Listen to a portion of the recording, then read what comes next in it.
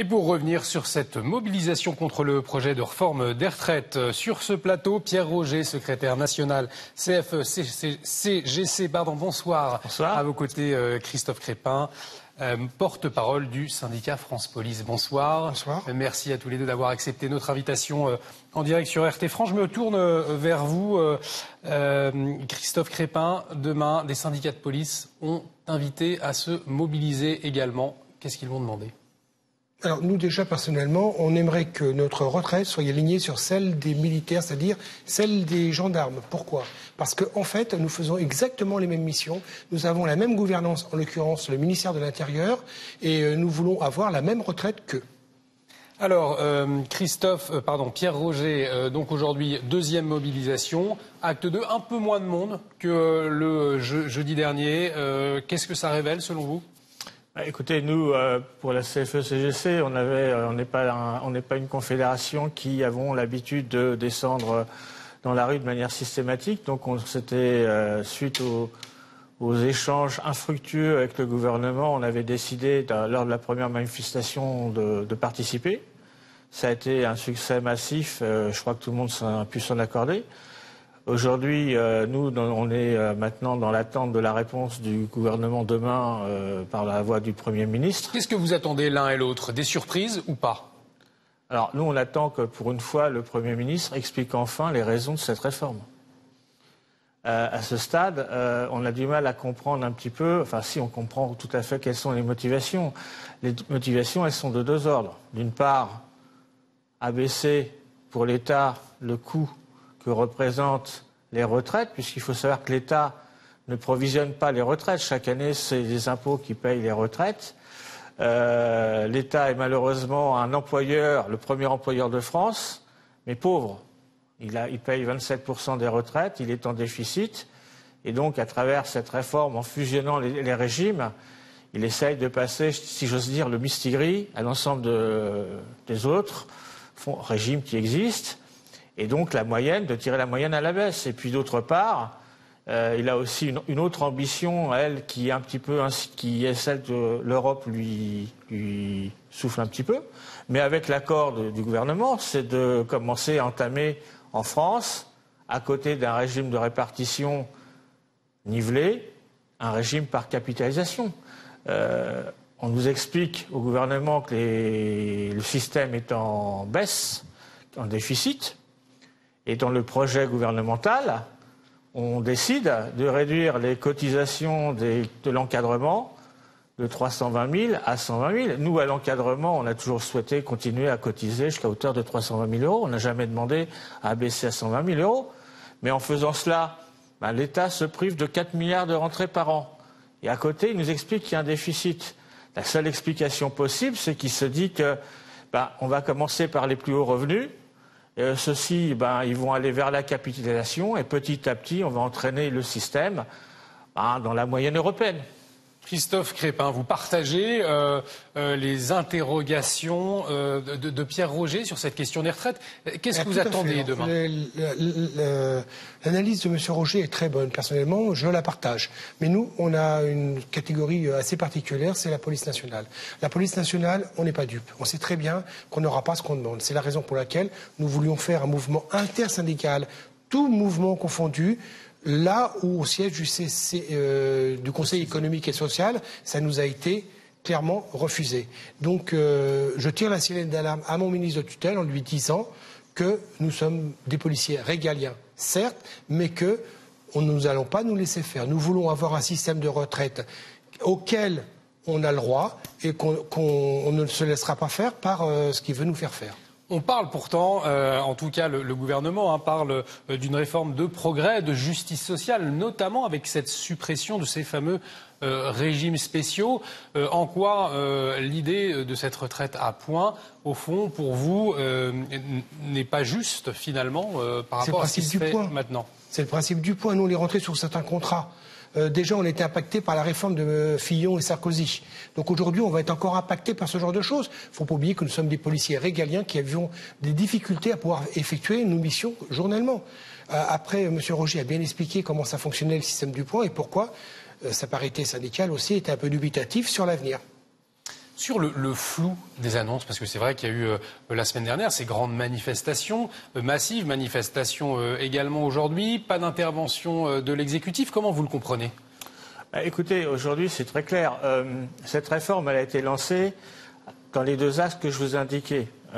Cependant, au niveau du gouvernement, vous avez ceux qui ont bien vu que c'était l'occasion, on va dire, de faire un effort sur une façon de récupérer au niveau du budget, si ce n'est de l'argent, au moins de réduire le déficit. Donc vous avez l'aspect financier qui est défendu par Bercy, le budget.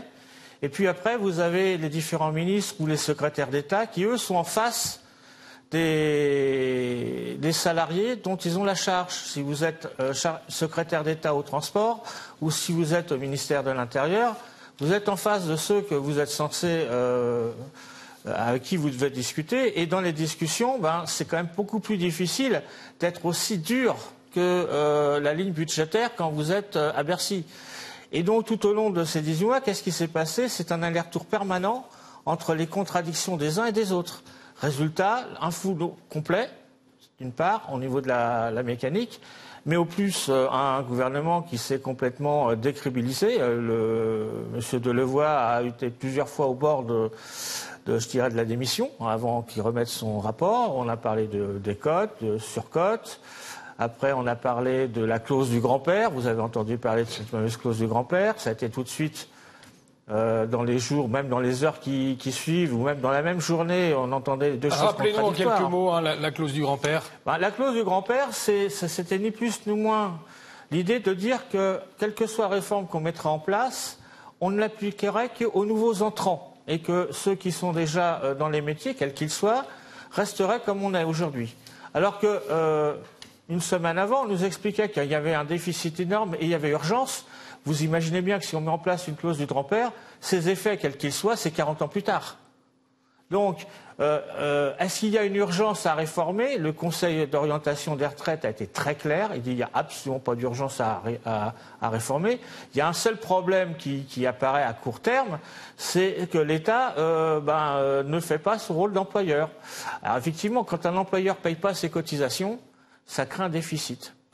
Christophe Crépin, est-ce que la grève peut durer, selon vous, si le gouvernement ne change pas de ligne? Pour moi, c'est sûr, ça va durer. Là, la façon dont ils ont de gérer le problème, parce que la solution, c'est eux qui l'ont en main. C'est pas nous, la police. Ils essayent de nous mettre en première ligne, de monter les Français contre la police contre les Français. Nous sommes issus des citoyens.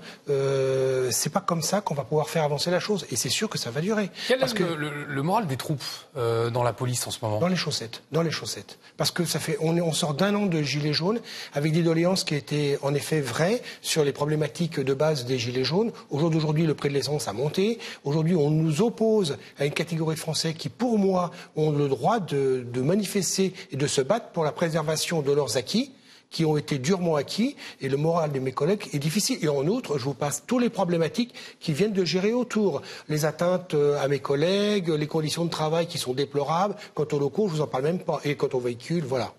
Pierre Roger, est-ce que la France est irréformable? Ou alors, si oui, comment la réformer? Sur cette question des retraites, plus précisément d'ailleurs. La France est réformable. Encore faut-il savoir quel type de réforme on veut. Et pour ça, consulter les personnes qui ont quelques qualifications.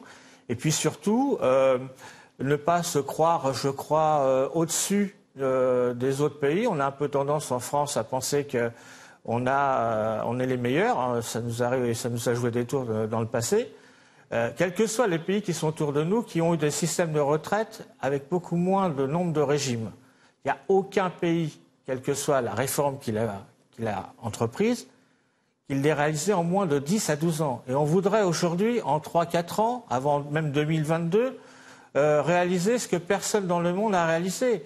Bon, je crois qu'à un moment donné, il faut savoir être raisonnable. À vouloir courir plusieurs lèvres à la fois, on risque de se prendre les pieds dans le tapis. En tous les cas, très concrètement, la grève a des répercussions sur la vie de beaucoup de personnes. À ceux qui se lèvent très tôt le matin, parce qu'ils n'ont pas le choix, il faut qu'ils aillent travailler, des salariés, du privé ou des auto-entrepreneurs. Qu'est-ce que vous leur dites, Christophe Crépin? Moi, personnellement, en tant qu'officier de police, je leur dis que la police régalienne fait son travail. Concernant les doléances qui sont portées, pour moi, ce sont des doléances justes. Et je comprends bien l'embarras des gens qui doivent aller au travail tous les jours. Et c'est eux qui sont impactés. Ils seront encore plus impactés avec les retraites. Ils seront encore plus impactés si on ne les respecte pas comme ils doivent être respectés. Pierre Roger, on parle également d'une pression sur les non-grévistes. Écoutez, je ne sais pas si on peut parler de pression. Là, moi, je n'ai pas d'éléments particuliers là-dessus. Simplement, la pression naturelle, c'est quand même que tout à chacun, on a tous des responsabilités familiales, salariales, pour beaucoup des crédits remboursés, tout ça, ça pèse. Il y a aussi le fait que nous sommes au mois de décembre. Pour beaucoup d'entreprises, c'est un mois crucial. Donc les Français ont le sens des responsabilités. Si aujourd'hui nous en sommes au stade où nous en sommes, cette grève elle avait été annoncée il y a 3 ou 4 semaines avant la date du 5. On espérait que ça suffirait au gouvernement pour tendre la main. Ce n'a pas été le cas. Voilà, le problème, est-ce qu'on est irréformable? Mais pour réformer, il faut être deux. Et jusqu'à présent, malheureusement, à toutes nos questions, aux problèmes identifiés, le gouvernement n'a jamais souhaité apporter de réponse. Comment vous l'expliquez justement, Christophe Crépin, ce délai assez long, parce que c'est vrai qu'effectivement on en parle depuis, on en a parlé très longtemps, depuis très longtemps en amont de cette grève, notamment du 5 décembre. Comment vous expliquez le fait que le gouvernement ne se soit pas exprimé avant, ou en tout cas n'ait pas tendu la main aux organisations syndicales, comme le soulignait Pierre Roger? Nous-mêmes, la police, nous avons fait une intersyndicale, tout grade, tout corps confondu, tous syndicats. En dehors de toutes nos divergences, nous avons alerté le gouvernement en manifestant, en leur disant « Attention, la police, ça va pas. La police a d'énormes problèmes. » Est-ce qu'ils nous ont écoutés? Entendu, je sais même pas. Écoutés, certainement pas. Merci beaucoup en tous les cas à tous les deux d'avoir accepté notre invitation en direct sur RT France. Pierre Roger, je rappelle que vous êtes secrétaire national CFE-CSG et Christophe Crépin, porte-parole du syndicat France Police. Merci. Merci.